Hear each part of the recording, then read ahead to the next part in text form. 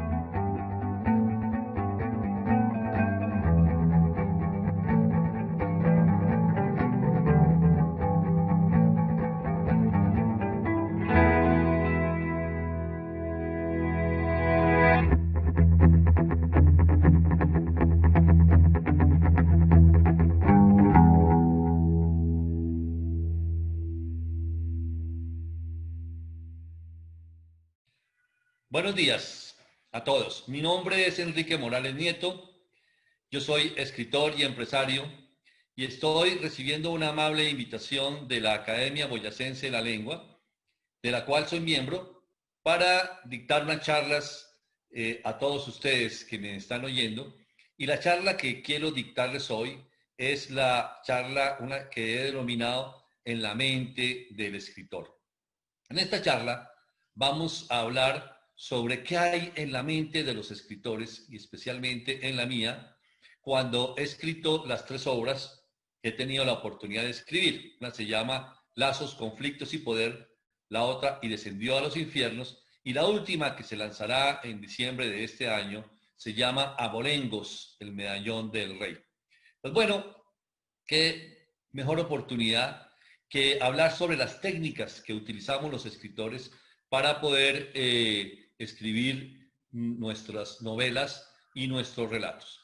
Bueno, vamos a entrar muy rápidamente aquí a compartir la pantalla para que ustedes puedan ver mejor la presentación.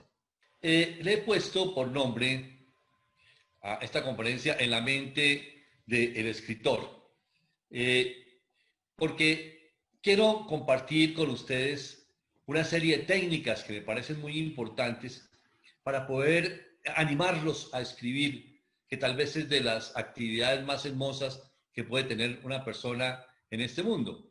Pero vamos a hablar de 4 pasos, 4 elementos muy importantes que yo utilizo para escribir y que espero que le puedan servir a ustedes.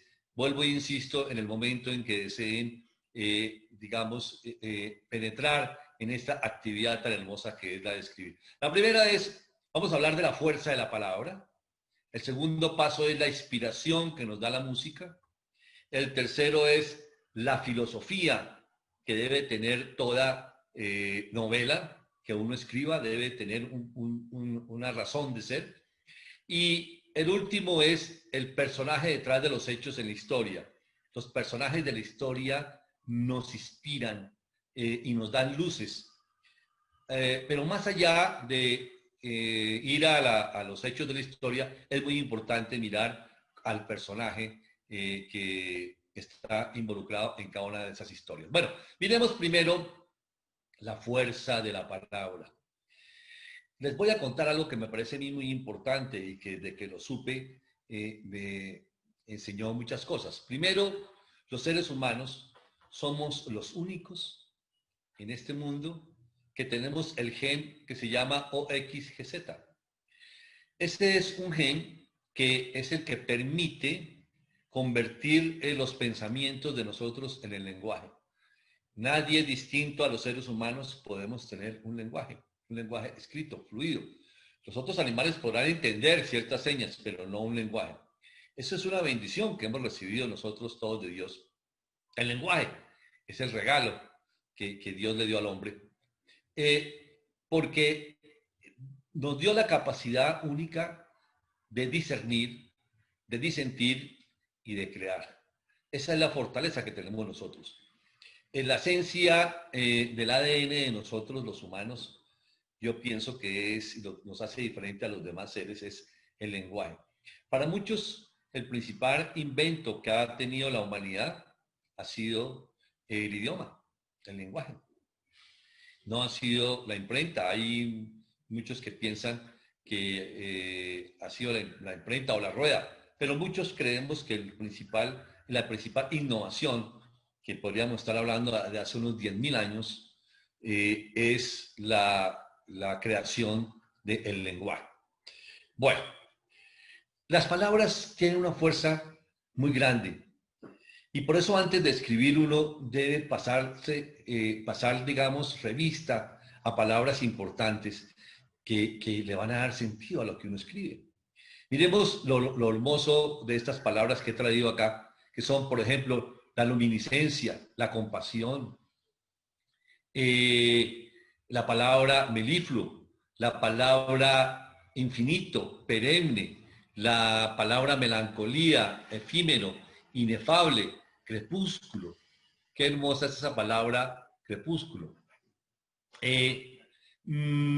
Aurora, olvido, soledad, arrebol, frenesí, liberosis, serendipia.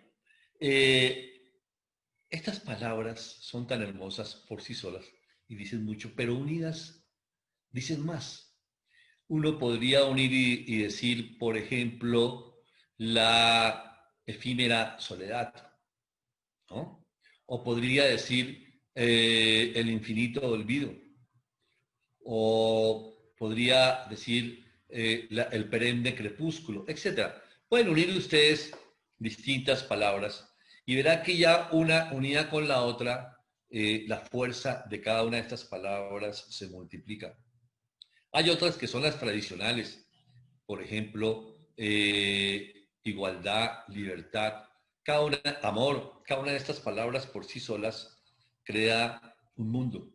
Hay libros completos desarrollados solo sobre el significado de una palabra para el ser humano. Entonces, cuando ustedes escriban, tengan presente la fuerza de la palabra.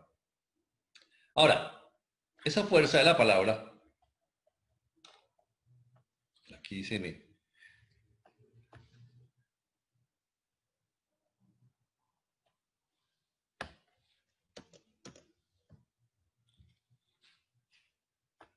Laura. Bueno, decíamos que las palabras unidas tienen todavía más fuerza que las palabras que están solas.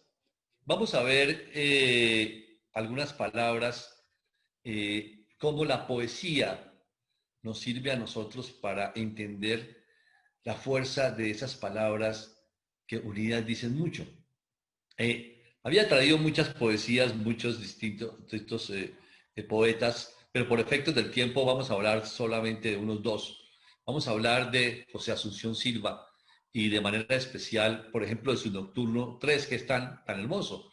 Y dice, y mi sombra, por los rayos de la luna proyectada, iba sola, iba sola, iba sola por la estepa solitaria, y tu sombra esbelta y ágil, fina y lánguida, como en esa noche tibia de la muerta primavera, como en esa noche llena de perfumes, de murmullos y de músicas, de alas, se acercó y marchó con ella, se acercó y marchó con ella, se acercó y marchó con ella, o las sombras enlazadas, o las sombras que se buscan y se juntan en las noches de negruras y de lágrimas.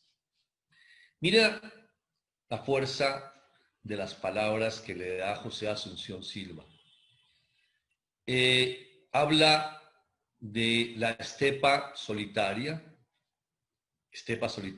y por ejemplo la sombra, esbelta y ágil, fina y lánguida, se acercó y marchó con ella. Pero mire cómo, uniendo esa fuerza de las palabras que da la poesía y que es tan hermosa. Eso es lo que nos enseña la poesía. Por eso uno debe leer poesía para poder entender la fortaleza de las palabras. Y para un escritor eso es muy importante. No importa que no sea poeta, porque para ser poeta se necesita una inspiración especial. Pero sí nos enseña la fortaleza de poder unir palabras que nos indican muchas cosas unidas. Hay otros, por ejemplo, como que ya no indican algo que nos llena el espíritu, sino que ya estamos hablando de, digamos, de razones que le da a la mente y al alma las palabras. Por ejemplo, Miguel de Cervantes Saavedra en el Quijote dice, esta que llaman por ahí fortuna es una mujer borracha, antojadiza y sobre todo ciega. Y así no ve lo que hace ni sabe a quién derriba. Entonces es una enseñanza de vida. Las palabras dan enseñanza de vida. Aquí nos muestra cómo la fortuna es ciega, no mira a quién le cae. Pero también, aparte de eso, es antojadiza y borracha, puede aparecer o puede desaparecer.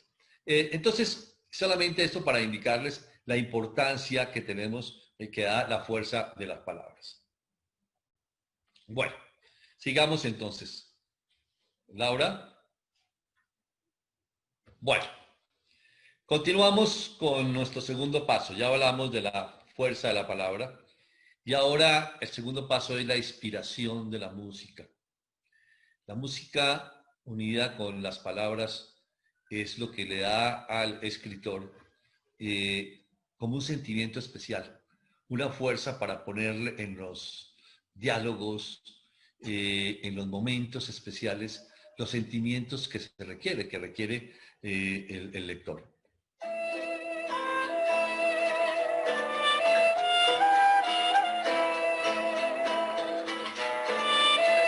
Este es Lazos, Conflictos y Poder, una novela que se desarrolla en Cartagena, Barranquilla, Europa, Sudáfrica. No haría yo por ti, por tenerte un segundo, alejados del mundo y cerquita de mí. Ay, mi bien, como el río Magdalena, que se funde en la arena del mar, quiero fundirme yo en ti. Hay amores que se vuelven resistentes a los daños, como el vino que mejora con los años. Así crece lo que siento yo por ti. Hay amores. Bueno, vemos cómo Shakira nos inspiró momentos hermosos de esta novela. Ahora vamos a ver a Mozart, el concierto número 1 para flauta, y por qué me inspiró ciertos para momentos estelares de esta novela.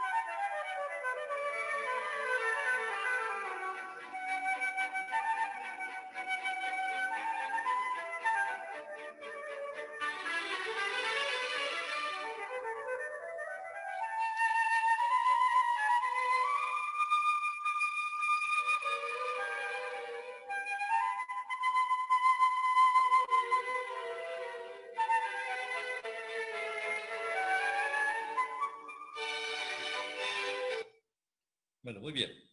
Ahora vamos a oír a Beethoven. Perdón. Vamos a oír antes de Beethoven, algo muy importante de una danza en Italia, en la vendimia. Se llama la tarantela.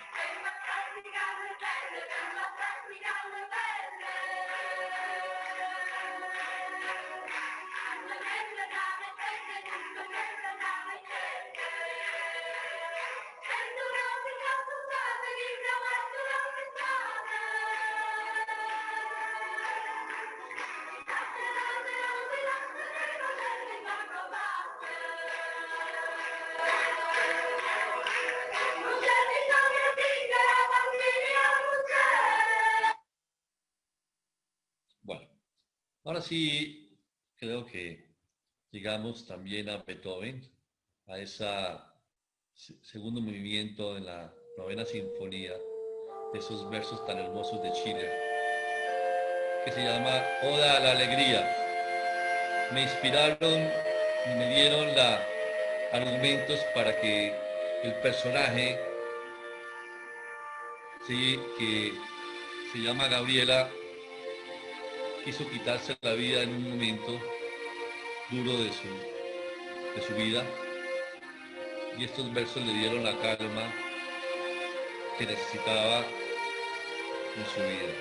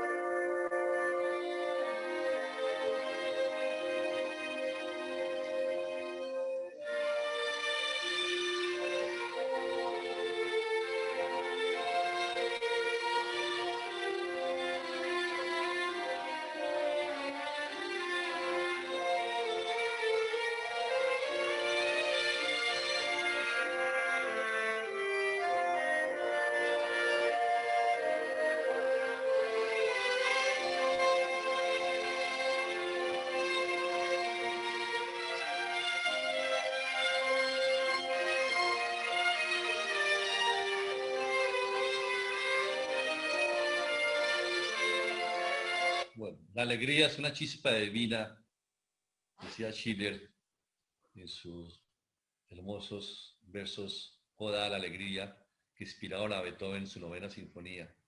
Hermosísimo. Bueno, ahora pasemos a el tercer paso. Ya vimos el primero, que era la fuerza de la palabra, el segundo, la inspiración de la música, y el tercero es, vamos a hablar de los ensayos, la filosofía. Toda obra que uno escriba debe tener un fundamento filosófico para que ese fundamento forme parte de la historia y de la razón de ser de cada uno de los personajes. Y esto se ve muy bien en mi segundo libro, que se llama Y descendió a los infiernos. Y es un personaje central que tenemos nosotros, o que tuve yo en este libro, se llama Samuel, y es un personaje complejo, de padre judío, de madre musulmana, abuela católica, teólogo y financiero. Muchos creían que era un jesuita del cual estaba yo hablando. Pero creé este personaje complejo porque también crea alrededor de él todo un ensayo. Un ensayo es como una investigación sobre un tema específico. Si vas a hablar sobre el poder, es muy importante que leas y que escribas algo sobre el poder. Cuando uno lee, es capaz de escribir y de resumir. Cuando uno lee, entiende muy bien. Pero la escritura le permite no solamente a uno entender, sino transmitir, porque entre entender y transmitir hay una diferencia bastante grande. Y no olvidemos que la novela básicamente es transmitir. Entonces eso me obligó a hacer un ensayo sobre ciertos temas antes de abordar esta novela. La novela permite explorar las emociones del lector y el ensayo lo pone a pensar. Por eso es muy importante unir los dos esquemas, el esquema de la novela y el esquema del ensayo. Muy distinto al relato. El relato es muy importante, ha inspirado a muchos escritores. Hay premios Nobel que lo han ganado con base en relatos, que son especialistas en hacer relatos. A mí no me cautiva mucho el relato, me parece más una ciencia periodística muy importante, y me cautiva más la novela, porque la novela te obliga a hacer un ensayo y colocarle a los diálogos una filosofía, una razón de ser de cada diálogo. El personaje que es bueno tiene que tener un diálogo distinto al que hace de malo o al que piensa de una manera A o una manera B, diferente. Entonces cada uno tiene que tener una razón de ser, puede ser tratando el mismo tema. Entonces, Descendió a los infiernos no es una novela, es en cierto modo también un ensayo, no es una novela como tal, es una novela ensayo. Dijéramos que es una novela detrás de un ensayo. El lector encuentra a lo largo de un ensayo y a lo largo de esta novela planteamientos dentro de la historia que son antagónicos en lo político, en lo doctrinario, en lo filosófico. Cada uno de los personajes tiene un concepto distinto del poder, tiene un concepto distinto de Dios, puede tener un concepto distinto de lo que cree que es el infierno, del bien y del mal. Y eso es lo importante, es lo que enriquece la novela. Colocar todos esos conceptos, esos pensamientos distintos a discutir, a defenderse entre ellos mismos, pero en la boca de un personaje. Bueno, entonces planteamientos sobre el bien y el mal, cuando uno va a escribir qué es la novela Descendió a los infiernos, ahora vamos a hablar, pero este no es solamente el planteamiento del infierno, digamos, de la Edad Media, o del infierno de Miguel Ángel, o el infierno de la Divina Comedia, de los 9 infiernos que hay, digamos, en la Divina Comedia, o infierno de filósofos que pensaban de una manera distinta. No son esos infiernos los que tratamos en esta novela, pero hay que abordarlos de alguna manera porque el lector va a pensar en ese tipo de infiernos también, y entonces hay que tener un ensayo en donde quepan todos estos infiernos de tipo, digamos, teológico, como también los infiernos mucho más mundanos que los que tenemos en este momento, en la realidad de nuestra vida. Entonces eso, antes de escribir esta novela, me obligó a hacer un ensayo sobre ciertos temas importantes y reflexiones, como Dios, la creación y el hombre. ¿Qué piensan? ¿Qué filosofías hay sobre Dios, la creación y el hombre? También sobre Dios, el hombre y el alma, sobre la relación que tiene el hombre con Dios, el hombre, el pecado y el delito. El pecado es un tema netamente teológico, el delito es un tema netamente jurídico. ¿Qué relación hay entre estos dos elementos? Otro elemento importante, la paz y la justicia son inseparables, no se puede hablar de paz sin justicia. Dios, el conocimiento y la ciencia. ¿El conocimiento está en contra de Dios? ¿O Dios, digamos, que esconde el conocimiento? ¿O por el contrario, Dios es la fuente del conocimiento? Todos estos elementos obligaron a hacer un ensayo, una investigación antes de escribir esta novela. Y lo digo para que cuando usted vaya a escribir una novela también haga un ensayo sobre los temas, para que pueda darle fundamento a los diálogos y a las situaciones. Si estuviéramos escribiendo un relato no necesitaríamos un ensayo, pero una novela sí necesita un ensayo, porque si no le quita fuerza a los argumentos que debe tener cada uno de los, digamos, de las personas, de los personajes que tú creas en la novela. En esta novela tendríamos que darle argumentos a los cardenales que se peleaban con el Papa o al Papa contra los masones, y los masones tienen argumentos importantes, pero el Papa también tiene sus argumentos, o argumentos entre los musulmanes, chiitas y sunitas. El protagonista, Samuel, tiene que hablar con ellos y depende de lo que hable con ellos, a lo mejor una sola frase puede depender de un hilo su vida, y sin saber si el interlocutor era sunita o chiita, o si es ruso, o es americano, o es sirio, o es iraní, o es iraquí, dentro de ese conflicto del Medio Oriente, que es uno de los infiernos de los cuales tratamos nosotros. Entonces hay que darle mucha argumentación y por eso hay que hacer un ensayo sobre el tema. Fue crucificado, muerto y sepultado, y descendió a los infiernos, y al tercer día resucitó entre los muertos. Esa es una palabra del credo, una frase del credo cristiano.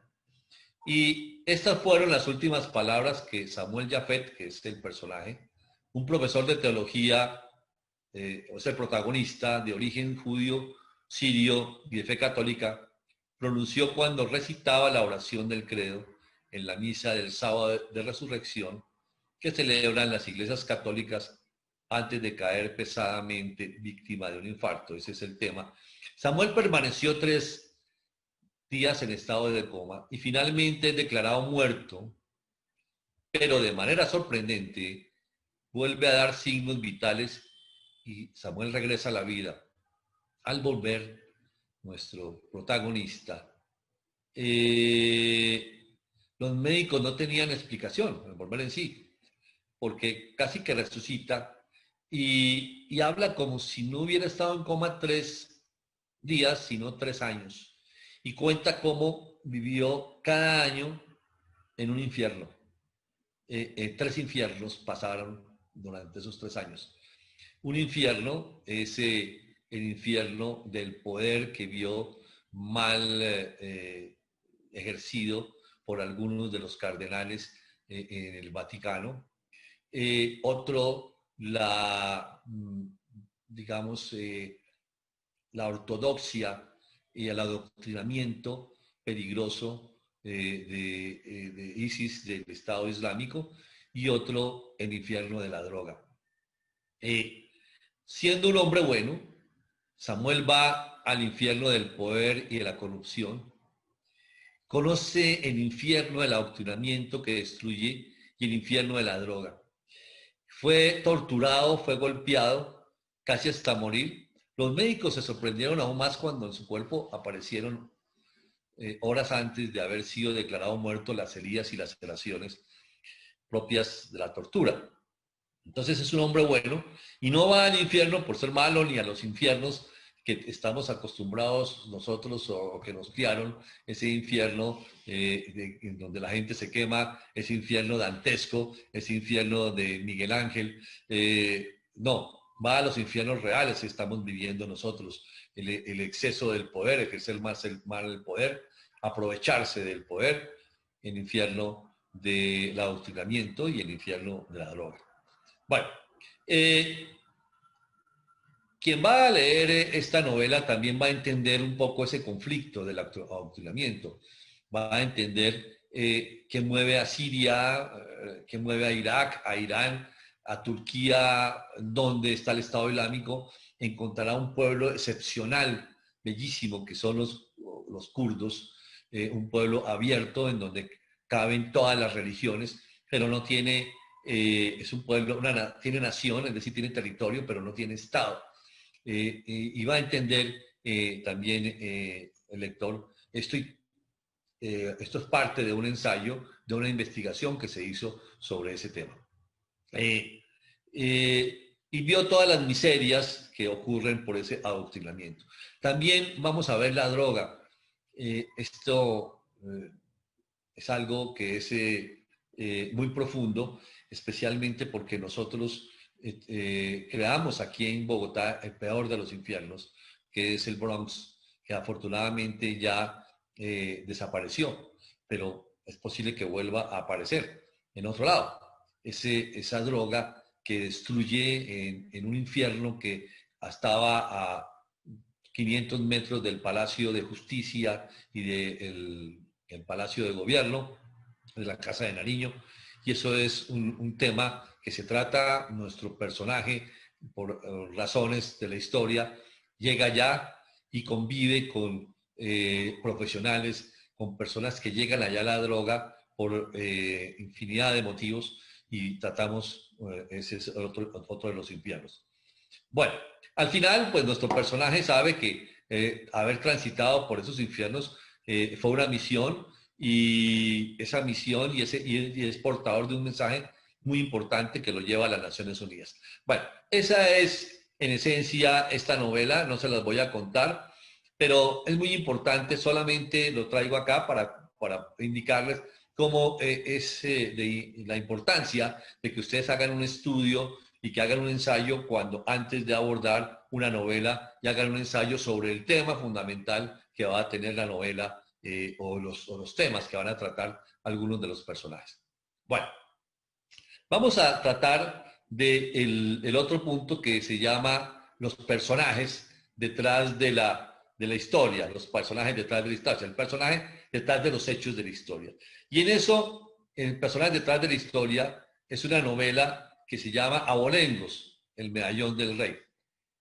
Es una novela que es bien interesante, vamos a hablar más adelante, pero muy rápidamente les voy a decir, es un grupo de amigos que están jugando cartas y se desafían cada uno de ellos para saber, molestando, cuál de ellos viene de sangre más española, tiene mayores abolengos, porque hay uno de ellos que presume permanentemente de eso y hay otro que le dice, bueno, yo no tengo sangre española, tengo sangre indígena, pero tengo a lo mejor mejores abolengos que los suyos españoles, porque puedo provenir de a lo mejor de un cacique. Otro dice, yo puedo provenir de un esclavo, pero que ha podido ser un príncipe en el Congo. Así, y ellos hacen una apuesta y contratan a un personaje para que averigüe realmente cuál de ellos tiene mejor linaje y mejor abolengo.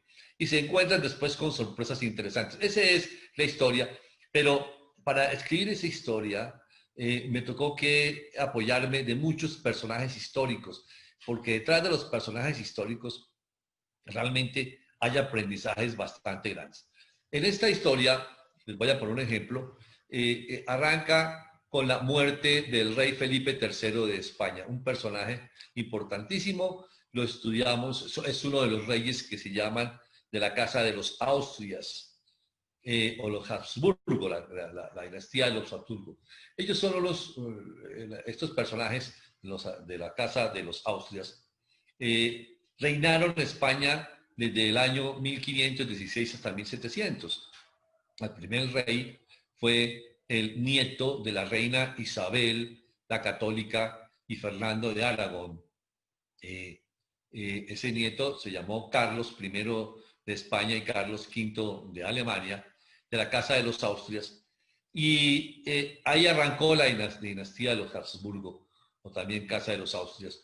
Y tuvieron varios reyes importantes. Los dos más grandes fueron Carlos I o Carlos V y Felipe II.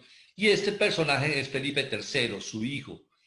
Pero ¿por qué lo traemos? Porque digamos que nuestra historia después de la colonia, de la conquista, perdón, que podemos hablar de la conquista desde 1500 a 1550 y ahí empezó la colonización fuertemente, pues este rey, y fuertemente empezó en Colombia hasta los años 1600 la colonización, pues arrancó nuestra colonización en la Nueva Granada, llamémoslo así, casi que a partir del reinado de Felipe III de España, y por eso lo traigo, y arranca con la muerte de este personaje. Felipe III de España, un rey que para su padre era medio tonto, medio bobo, incluso él, Felipe II, antes de morir, decía, se lamentaba y rezaba, lloraba, diciendo, oh, Dios mío, tú que me diste tantos poder y tantos reinados, ¿por qué me mandaste un hijo, un heredero que verdaderamente siguiera mi legado y mi reinado? Pues Felipe III de España era un ludópata, era una persona que le gustaba mucho el arte, la poesía, todos los poetas del siglo de oro iban a su corte, estamos hablando de Lope de Vega, de Quevedo, bueno, Calderón de la Barca, todos iban y él era un tipo que al otro día pues se la pasaba rezando, lo llamaban el piadoso, muy con la influencia de su esposa y prima Margarita de Austria-Estiria. Todos ellos se casaban entre primos y por eso esa endogamia les trajo problemas gravísimos. Su hijo fue Felipe IV de España. Felipe IV de España tenía, los abuelos paternos y maternos eran los mismos. Y tuvo un hijo que se llamaba Carlos II de España, lo llamaban el hechizado, ahí lo vemos, un personaje que ya la endogamia le trajo problemas graves físicos y mentales. Carlos II de España, todos los vemos, son de frente grande, poco belfos,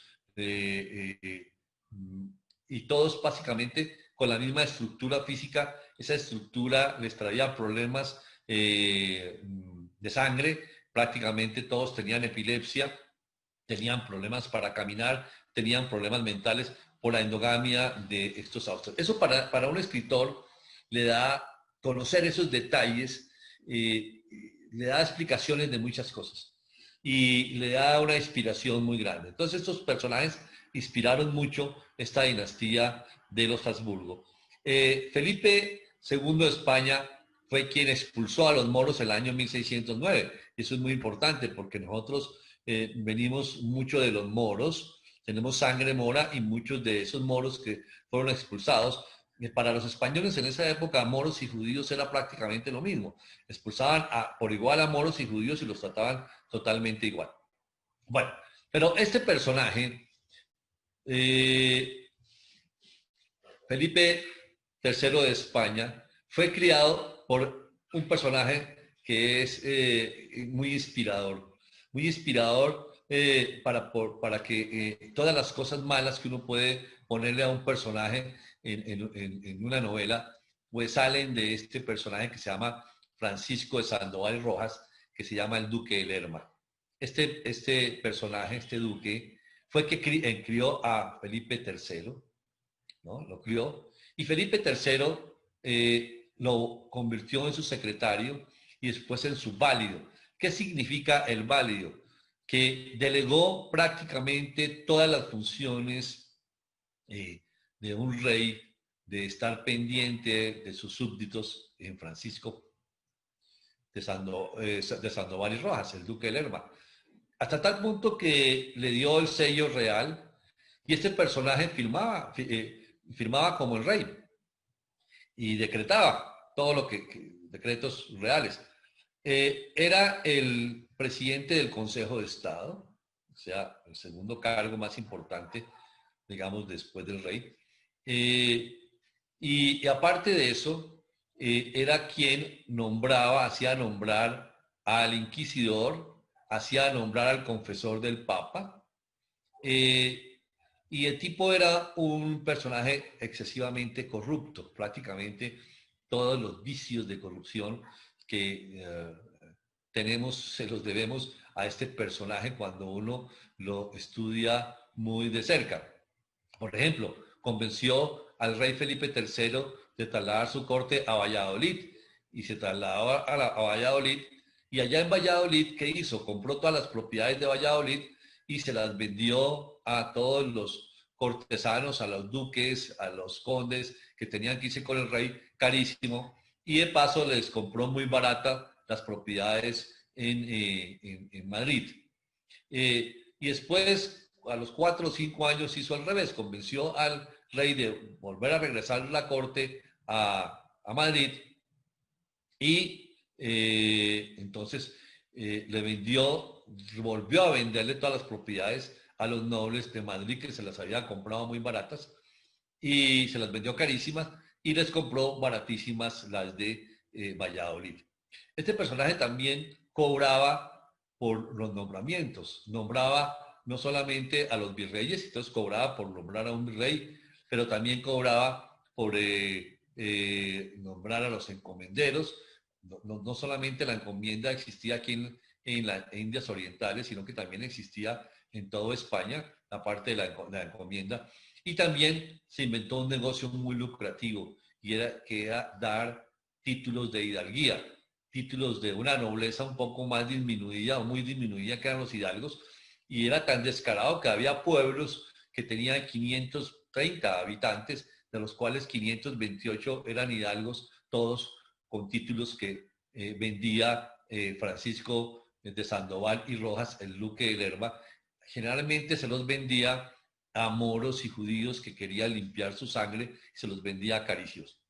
A este personaje, su hijo lo sucedió, que fue el cardenal duque de Uceda, y lo sucedió en el cargo. No se querían los dos, pero lo sucedió.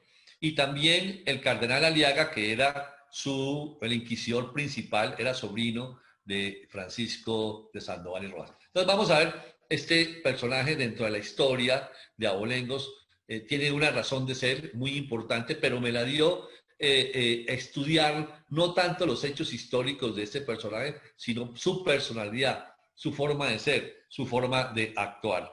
Bueno, entonces es uno de los personajes.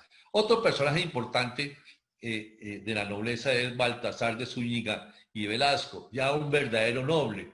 Los españoles, la nobleza española fue muy preparada, muy importante hablar de que España en esa época tendría alrededor de 7.800.000 habitantes, Francia estaba alrededor de 14 millones e Inglaterra unos 16, pero la potencia grande era España y tenía que tener embajadores que hablaban muchos idiomas. Este era uno de esos embajadores, un gran noble, enemigo del duque de Lerma, por supuesto, y este embajador también fue presidente del Consejo de Estado, su hermano fue virrey del Perú, y ese era un personaje bien interesante de la nobleza porque, digamos, nos ilustra sobre la importancia de los embajadores que tenía en el resto del mundo España.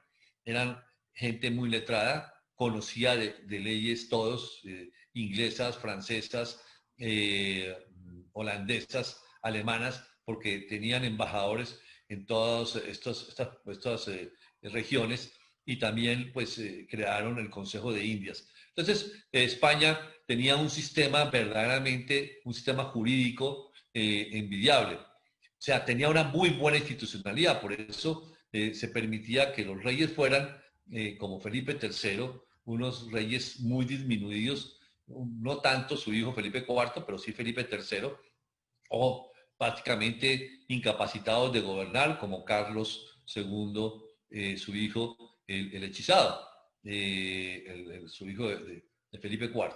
Pues bueno, Con esto quiero decir que la nobleza era muy preparada española y también el sistema jurídico. Desde muy temprano, los reyes españoles en el año de 1512 crearon las leyes de Burgos que protegieran muchísimo a los indígenas e incluso a los esclavos, pero especialmente a los indígenas. Y cuando uno las lee, estas leyes de Burgos, realmente ve que son prácticamente un tratado sobre derechos humanos bien importante. Eh, eh, el problema de estas leyes de Burgos que protegían a los indígenas, de hecho, los indígenas fueron declarados súbditos con los mismos derechos de los españoles. No fueron una colonización, sino que fueron una ampliación del reinado. Eso es algo que es muy importante. Y ahora, que los españoles que vinieron aquí a las Indias cumplieran esas leyes es otra cosa. Los monarcas los protegían, pero aquí los españoles criollos realmente decían se obedece, pero no se cumple y era un problema grave. Pero estas leyes de Indias trataban todos los temas, cómo deberían actuar los virreyes, cómo debería actuar la encomienda, el derecho público, los tributos, la policía, la moralidad pública, la renta, las finanzas, el comercio, la casa, la contratación. Ojalá tuviéramos nosotros un esquema jurídico y de manejo jurídico y de aplicación de la justicia como lo tenían los españoles en ese momento. Realmente es algo que es admirable y que nos perdimos. Hay que entender que un poco por nuestra independencia, o mucho por independencia, acabamos un sistema jurídico que nos hubiera servido muchísimo, muchísimo después de 200 años. Bueno, ese es un tema que es bien importante, entonces, que se lo da a uno el estudio de los personajes. Bueno, un personaje muy importante nació de entender la expulsión de los moros por Felipe III en el año de 1609. Los moros eran los que mantenían España, la economía, como los judíos. Mantenían la economía española muy bien caminando, eran los que prestaban al rey. Y claro, los reyes apenas le debían mucho a los moros o a los judíos que hacían, pues los expulsaban para no pagarles. Cuando uno estudia realmente a los moros que dominaron a España por 7 siglos, entiende muchísimo de lo que es nuestras mismas raíces aquí en la Nueva Granada, nuestras mismas raíces, nuestra sangre. Y eso, estudiar esa expulsión de los moros, me hizo crear un personaje que se llama el Moro Alí, que se vio afectado por la Inquisición. Tuvo la imprudencia de construir una pequeña mezquita para celebrar el matrimonio de una de sus hijas, una réplica en el jardín de su casa, y bueno, eso le trajo problemas, lo declararon hereje, lo juzgó la Inquisición, una familia hermosa que, con su señora, con su esposa y 3 hijas, y bueno, y tiene una serie de aventuras antes de venir a parar aquí a Latinoamérica y especialmente a Cartagena de Indias, donde empezó pues prácticamente toda la influencia mora que tuvimos nosotros. Esos son hechos que son ficticios, pero inspirados en, digamos, historias reales, en la historia. Bueno, también tenemos a los judíos, que también forman parte de nuestra sangre, los judíos sefarditas. ¿Qué importancia son los judíos sefarditas? Hasta en el año, y hay varias situaciones sobre los judíos. La primera es que en el año 1349 la peste azotó a toda Europa. Prácticamente se murió en la tercera parte de Europa. Se habla de unos 50 millones de habitantes murieron por la peste. O sea, las pandemias no son nuevas, siempre han existido. ¿Y a quién le echaron la culpa? Pues a los judíos. Y por eso, ¿y por qué le echaron la culpa a los judíos? Dijeron, pues, es un castigo divino por las herejías de los judíos.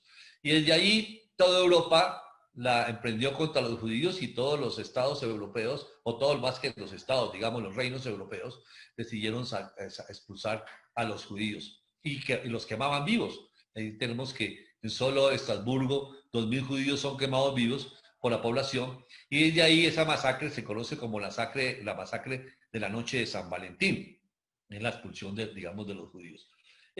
También tenemos, a ver, en 1459, por ejemplo, Fray Alonso de Espina, rector de la Universidad de Salamanca, tal vez las universidades más importantes, sacó un tratado que se llama Fortaleza de la Fe y sacó un compendio de falsedades contra los judíos y que le aplicaban también a los moros. Muchos piensan que España cometió un error gravísimo expulsando a los moros y a los judíos, quienes eran los que sostenían la economía, quienes los que trabajaban, todos los médicos prácticamente eran judíos, los que cultivaban la tierra eran moros, los comerciantes eran moros y judíos, porque existían las clases, más que clases sociales, tenemos ciertos estamentos en España propios del feudalismo. Los nobles, que eran los que no trabajaban, pero tenían todas las tierras, no pagaban impuestos, y los pobres. No había posibilidad más, y uno no podía pasar de un lado a otro. O era pobre o era noble. Y los que estaban en la mitad, que eran los que verdaderamente sostenían el reino, eran los judíos y los moros. En el año de 1492 los reyes católicos, pues, mediante el edicto de Granada, expulsan a los moros y también a los judíos. Y bueno, el último rey moro que expulsaron, Boabdil, es el último rey musulmán y prácticamente se lamenta porque es expulsar 7 siglos de historia. Cuando ustedes tengan la oportunidad de viajar por España, se van a dar cuenta que España es totalmente judía y mora. Todas sus grandes ciudades, todos sus grandes monumentos son judíos y son moros. En el año de 1480 sale un libro que se llama el Libro Verde de Aragón. Es un libro que su autor, pues muchos creen que es anónimo, otros se los atribuyen a Martín Martínez de Teruel y a Tristán de la Porta. Y habla sobre el hecho de que no hay un español con sangre española. Realmente los españoles vienen de muchas distintas razas, vienen desde indoeuropeos, son godos, visigodos, son judíos y prácticamente toda la nobleza de alguna manera tenía sangre judía y sangre mora. 7 siglos, pues da para eso. Y los judíos venían desde mucho tiempo atrás. Fueron muy amigos los judíos y los moros, mucho. De hecho, hacia el año 1200, en la judería, especialmente en la ciudad de Lucena, confluyeron 2 filósofos muy importantes, que eran Maimónides, judío, y Averroes, que era moro, árabe. Y ellos eran amigos, se respetaban y tenían costumbres muy similares. Pues esos amigos que se respetaban y que tenían costumbres muy similares, también fueron embarcados en góndolas, en barcos y que vinieron aquí a Latinoamérica. Vinieron a Cartagena, ¿sí? Y vinieron como amigos, no vinieron como enemigos. Y vinieron tratando de ocultar su sangre, muchos de ellos comprando títulos de hidalguía.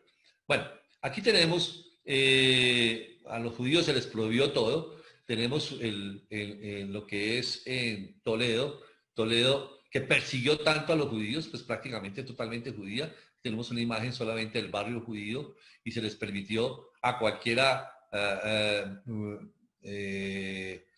todos los judíos de Toledo, bautizarse, así se hubieran convertido prácticamente al cristianismo. Fue una persecución inmisericordia y por eso llegaron aquí tanto moros como judíos.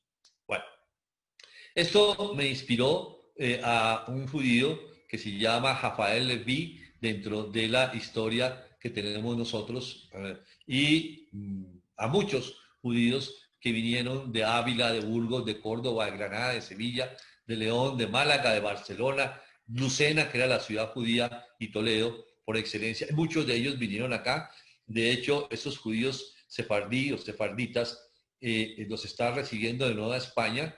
Y si vamos a ver nosotros, nuestros apellidos, hay 5.000 apellidos que son sefarditas y prácticamente podríamos decir que un 70% de los apellidos colombianos provienen de los judíos sefarditas y también de los moros.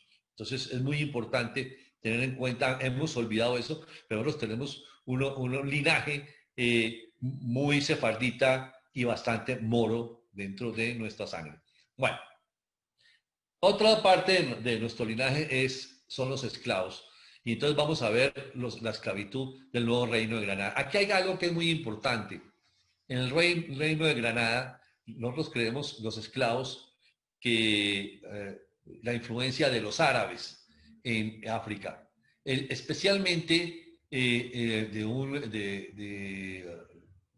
Sudán y en el norte, digamos, de África, en el país de Sujanta Keita. Su rey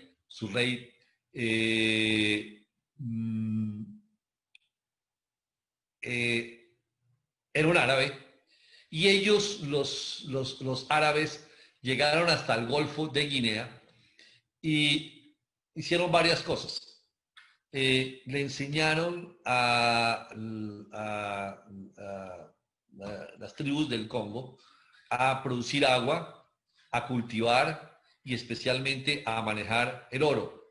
Ese fue un gran reino, el reino del país de Sujanta Keita, que ahora es, digamos, pues se convirtió como el reinado de Malí, y ellos llegaron hasta el Congo.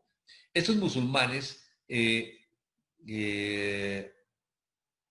enseñaron, pues, el arte de los molinos de agua, a cultivar el sorgo, pero también le enseñaron el Islam.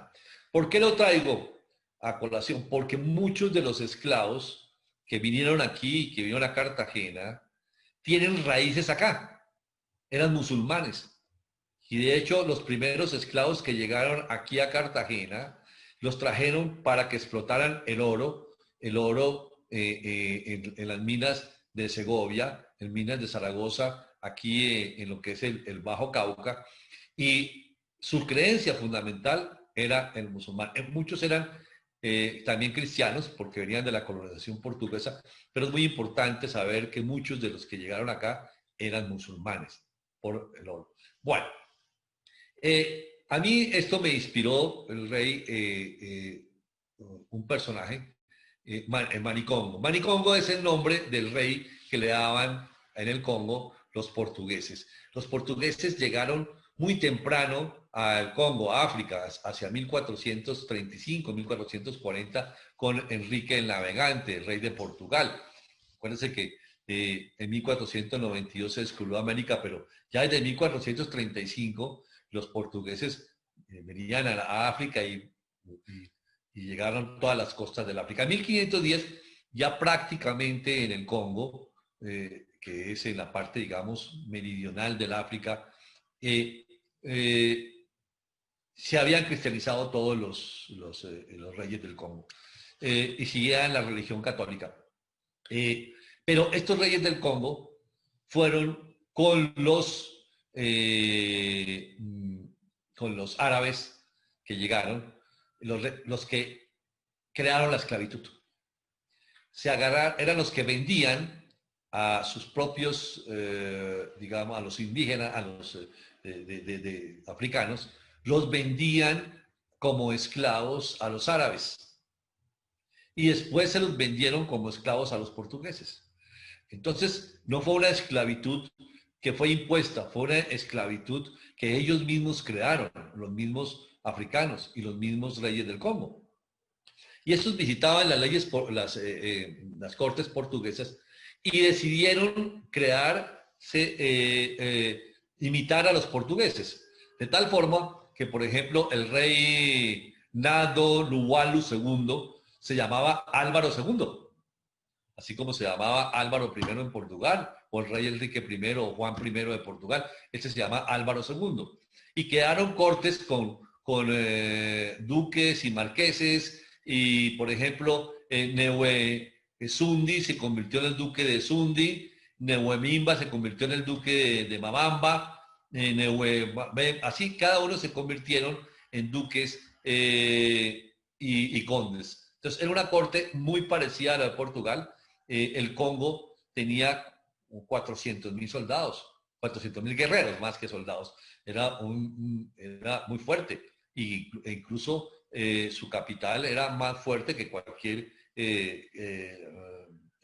tenía obispo porque tenía una catedral hacia el año de 1550, 60 allá en el Congo, la catedral del Congo. Bueno, esto inspiró muchísimos de los personajes porque uno de esos personajes es el que viene aquí a Colombia, uno de estos duques que pasa por una mala jugada que le hace Mani Congo, el rey del Congo, y resulta viniendo acá, como vinieron muchos de ellos. De hecho, en la María se habla, la negra de la María es una princesa africana. Entonces, aquí vinieron muchos esclavos que tenían una alcurnia y una sangre real, llamémoslo así, en el Congo, y vinieron aquí a estas tierras. Bueno, todos estos personajes, bueno, fueron los que llegaron al Chocó, llegaron y llegaron detrás de la minería. Cuando la corona española necesitó dinero, pues vino aquí a Nueva Granada y Nueva Granada proveyó de oro muchísimo en las minas de Segovia, en las minas de Zaragoza, aquí en Antioquia, y proveyó muchísimo de oro. Todos esos fueron esclavos que venían del Congo por su conocimiento en extraer el oro. Y esos conocimientos se los enseñaron los árabes. Los árabes. Bueno, esos eran los que se llamaban la cultura Madem, que fueron los que después nosotros los llamábamos como los negros mandingas. Eso inspiró un personaje que a mí me ha fascinado, que se llama Nebene,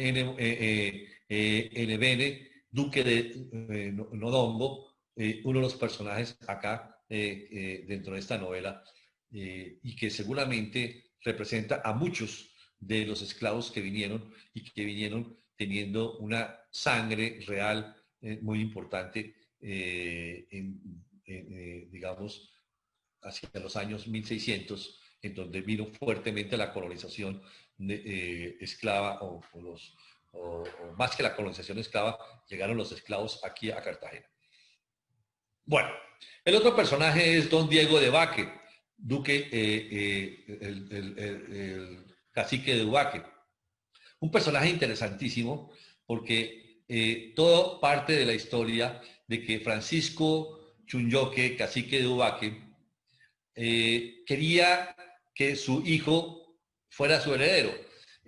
Aquí en los indígenas, los muiscas, el heredero no era el hijo, sino que era el sobrino de uno, del cacique, era el sobrino, porque el cacicazgo venía por el lado materno, no por el lado paterno. Entonces él quería, por todo lo que había hecho, que su hijo heredara y porque su hermana no había tenido hijos. Entonces él quería, pero él hacía esta petición a las autoridades españolas diciendo que él era un indígena que tenía hábito español, es decir, sus costumbres eran españolas, su traje era español, su esposa se vestía con trajes españoles y él se creía un hidalgo. Era increíble que, ahora insólito, que para obtener el reconocimiento de su hijo como cacique, la estructura de poder más importante que tenían aquí los muiscas, don Francisco hubiera argumentado que se comportaba como un señor español.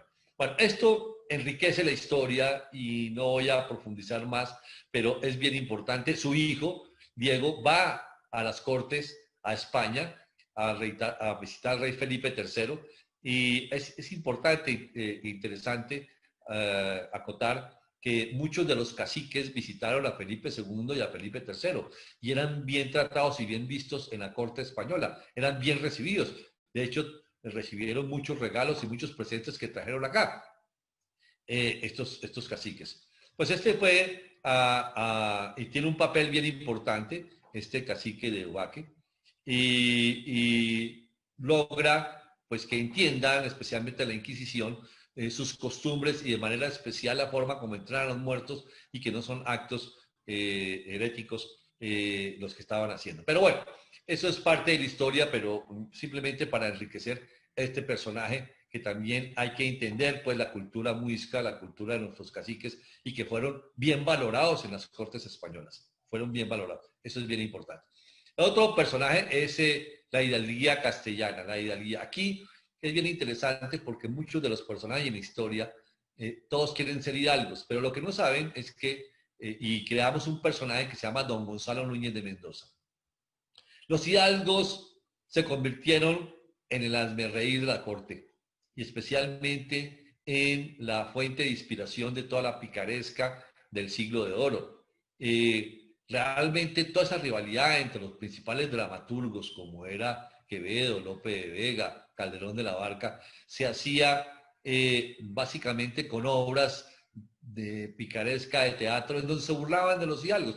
De hecho, el Quijote, pues es en cierta forma una picaresca sobre un hidalgo loco que tenía ideas geniales, pero era un hidalgo loco venido a menos. Y entonces todas las palabras de como frases como pobreza no es vileza, más deslustra la nobleza, Espinosa de los Monteros, muchas torres y poco dinero, eran para burlarse de los hidalgos.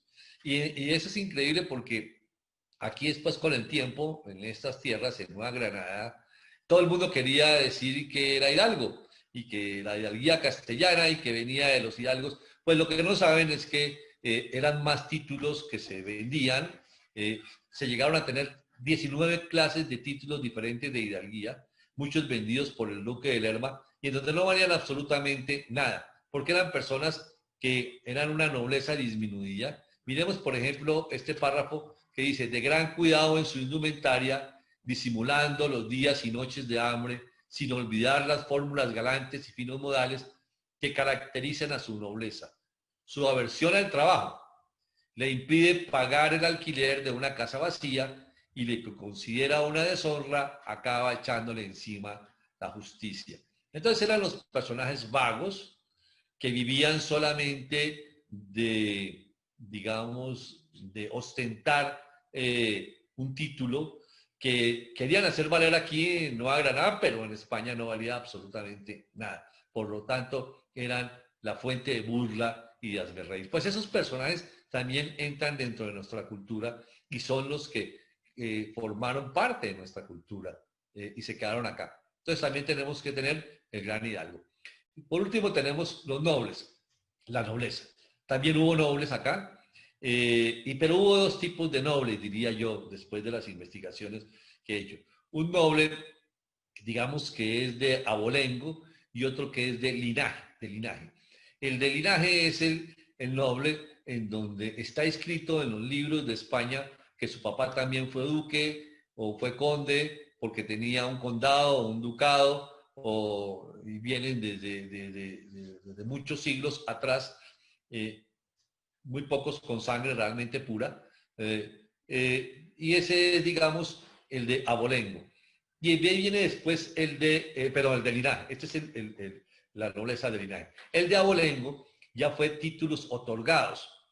Los Habsburgo, los Austrias, casi no dieron títulos de abolengo, no otorgaron títulos. Y los que sí otorgaron títulos a partir de 1700 fueron los Borbones.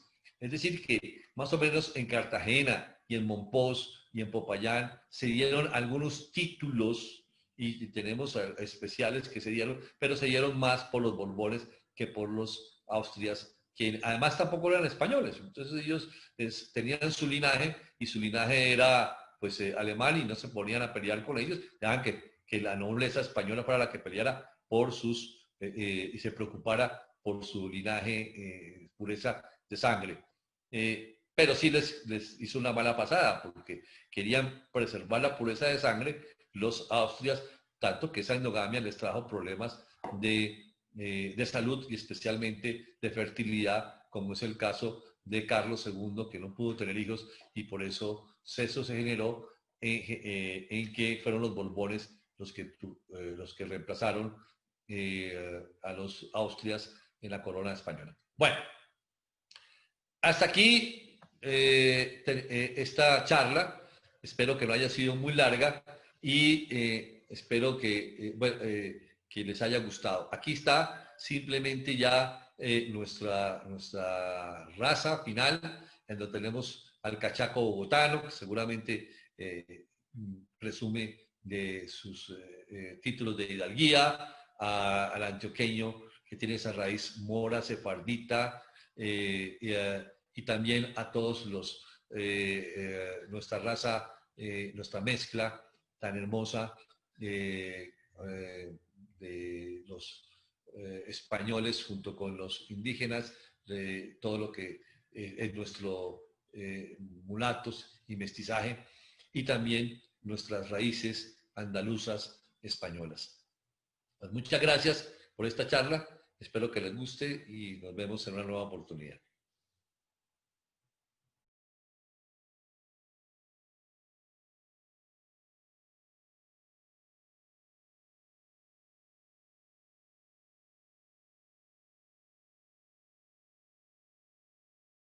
La cultura es de todos. Ministerio de Cultura.